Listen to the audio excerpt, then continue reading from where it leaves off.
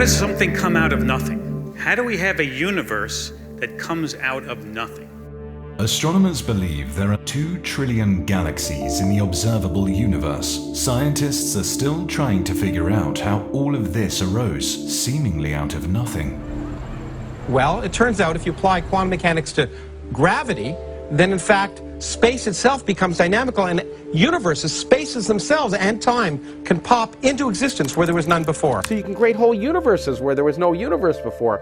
And indeed, in that way, you might imagine creating a universe from literally nothing. Whole universes from literally nothing out of existence. Out of nothing. Whole universes, nothing.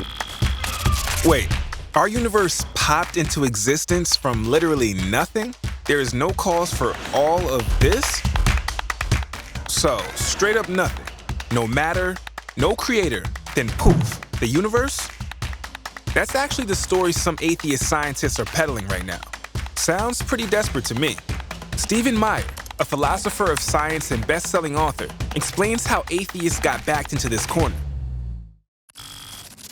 It was generally assumed by most physicists prior to the 1920s and 30s that the universe was eternal and therefore self-existent, that it had always been here and really didn't require an explanation. There was one physicist said an infinitely old universe would relieve us of the necessity of explaining the origin of the universe at any finite time in the past. But then, the idea of an eternal universe was challenged by a pair of surprising discoveries. First, it became clear that almost all the galaxies in the universe are moving away from us. Then it got weirder. 2 guys figured out that generally the farther a galaxy is from us, the faster it's moving away. One was a Belgian physicist and Catholic priest, Georges Lemaitre. The second was American astronomer Edwin Hubble. Drawing on Albert Einstein's general theory of relativity, they then realized that space itself is expanding. Physicist Brian Miller explains why. Let me use an analogy. If you have a balloon and you imagine putting dots on that balloon to represent galaxies, and then that balloon inflates, what happens is all the dots move away from each other. And dots that are further apart will move away from each other even faster. And that's exactly the sort of evidence we see in our universe. This discovery suggests that if you reverse time, like a movie running backward, then all the galaxies would draw back together to a single point, which led to a conclusion that some scientists didn't really want to face. The universe has been expanding from a finite beginning point, where not only matter and energy, but time and space itself began. Today, scientists call this first moment of the universe the Big Bang. All started with the Big Bang. The Big Bang theory means the universe is not eternal after all. It has a beginning. Even more radical, the Big Bang implies that the cause of the universe must be something non-material. The Big Bang shows that all of time, matter, space, and energy started at a single moment in the past. Therefore, whatever started it has to be outside of time and space. You can't posit a materialistic explanation because there's no matter there before the beginning to do the causing. Many scientists initially resisted the Big Bang, including Einstein, whose theory partly inspired the idea. He really didn't want at that point in his career to think about the beginning of the universe because he didn't want to think about what would be necessary to explain the origin of the universe if we're talking about all of matter, all of energy, all of space and time. Einstein eventually accepted the Big Bang theory, but others went on searching for an option that would fit the data without requiring an actual beginning. One that grabbed a lot of attention was the oscillating universe model.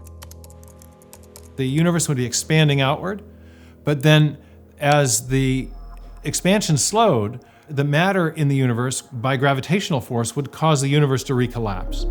But once it recollapsed, then by some unknown mechanism, it would expand again. So you'd get a series of big crunches followed by big bounces. That theory ran into 2 big problems. The first was it was discovered that there was not enough matter in the universe to cause the universe to recollapse. And secondly, it was determined by thermodynamic analysis. The energy available to do work would diminish with each successive cycle. It would be kind of like a ball bouncing to the ground and finally it would damp out where there's no more bounces. Who's gonna get it? They drop it. Oh, man. So the oscillating universe model was a big fail. And actually, all the attempts to evade a true cosmic beginning ran into serious problems. The evidence for the Big Bang kept piling on until most scientists accepted it. Some scientists, however, found themselves facing serious doubts, not about science, but about atheism. World-renowned astronomer Robert Jastrow didn't believe in God, but he found it hard to get around what the Big Bang seemed to be telling him. So there is a beginning, there is a point in time from which it all started. And that's a remarkable thing because it has a very strong theological flavor to it. And that intrigued me because I am an agnostic, and if there was a beginning, a moment of creation in the universe, then there was a creator.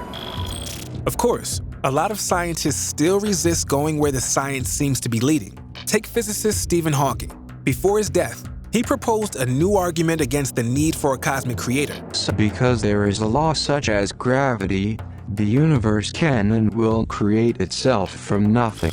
Now, when I first read that, I was staggered because it's self-contradictory to start with. Because there is a law of gravity, because there is something, the universe can create itself from nothing. That's a flat contradiction. And then to say the universe can create itself, that's logical nonsense. If I say that X creates Y, roughly speaking, I'm saying if you've got X, you may in the end get Y.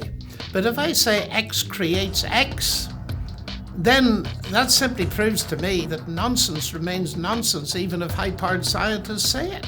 Well, what about physicist Lawrence Krauss and his something from nothing idea? Imagine creating a universe from literally nothing. You keep using the word. I don't think it means what you think it means. Because how they get a universe from nothing is by redefining nothing. Krauss's nothing is actually something, a set of laws and mathematical equations. That's the first problem. Meyer explains the second problem. Krauss's nothing involves the equations of quantum physics.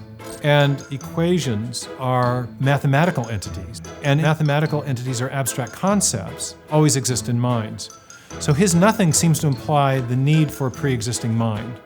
A pre-existing mind. Now, what does that sound like?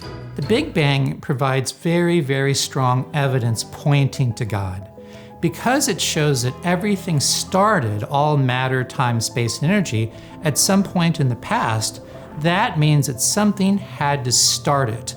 And that something had to be immaterial, timeless, infinitely powerful, and even personal, because only a personal being can choose to act with purpose. But some people will embrace almost any absurdity to avoid the possibility of God.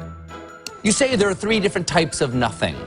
That's right. What are the 3? I didn't know there was such a variety. A sampler platter. You haven't been rubbing any of that baby shampoo on your head, have you? With the THC in it? Well, no? I'm no You're comment. clean? No comment. You're clean? Leave me a hair sample. 3 kinds of nothing or 3 kinds of nonsense. If people can convince you that our entire existence comes from nothing, then it's just a short step to believe as a product of nothing, you are nothing. That all the things you see, touch, taste, smell, think, and feel mean nothing because they came from nothing, were caused by nothing, and serve nothing. But if you and the universe were created by someone, a grand creative genius, the maker of matter, energy, space, and time, then you were made for a reason. Your existence means something. You are here for a purpose. For those willing to open their eyes, that's the amazing reality science is revealing. We are not materialists. We see the human soul. We experience love. We live with purpose. We fight for justice. We are the quiet majority, and we will be quiet no longer.